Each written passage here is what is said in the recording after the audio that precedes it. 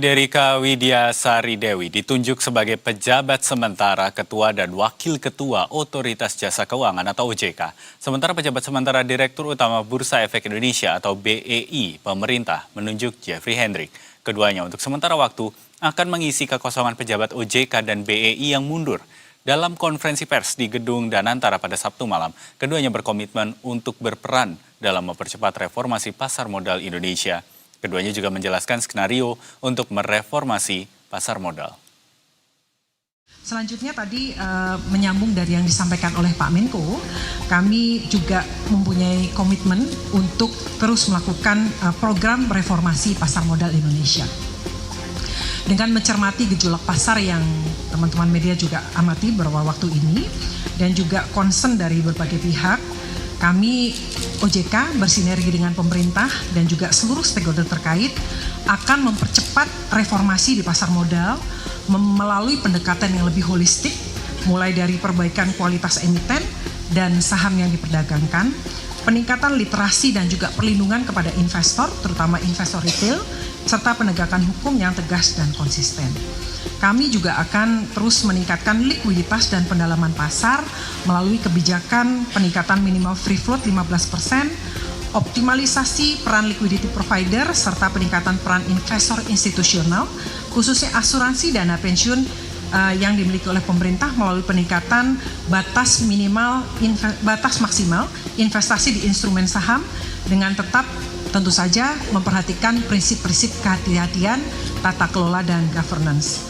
Selain itu, aktivitas bank umum juga akan diperluas di pasar modal melalui revisi Undang-Undang P2SK nanti. Kemudian peningkatan transparansi pemegang saham melalui kewajiban transparansi UBO-nya, Ultimate Beneficial Ownership, Affiliated Party Disclosure, serta penguatan due diligence dan KYC oleh perusahaan efek. Kemudian penguatan pengawasan dan penegakan hukum dengan segera memulai penyelidikan goreng-menggoreng saham atau memanipulasi pasar tadi yang disampaikan oleh Pak Menko secara masif, kemudian set the tone dalam penanganan kasus besar dengan penegakan hukum yang memberikan efek jera, serta penguatan pengawasan market conduct termasuk kepada para influencer.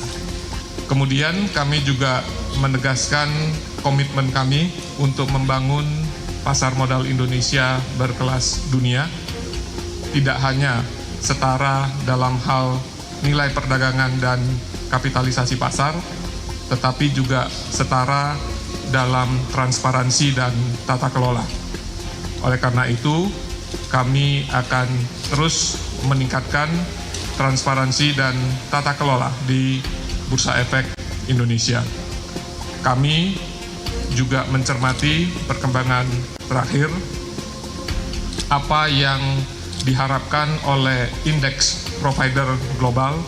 Kami sudah berkomunikasi dengan beberapa indeks provider global dan kami sudah menampung apa yang diharapkan, dan semua itu akan kami deliver dalam waktu secepat mungkin untuk memberikan kenyamanan dan perlindungan kepada seluruh investor, baik investor global maupun investor domestik kita. Untuk itu, terima kasih untuk dukungannya Pak Menko, Bapak Ibu semua, untuk dukungan yang luar biasa kepada kami untuk menjalankan mandat kami untuk menyelenggarakan perdagangan yang teratur, wajar, dan efisien di Bursa Efek Indonesia.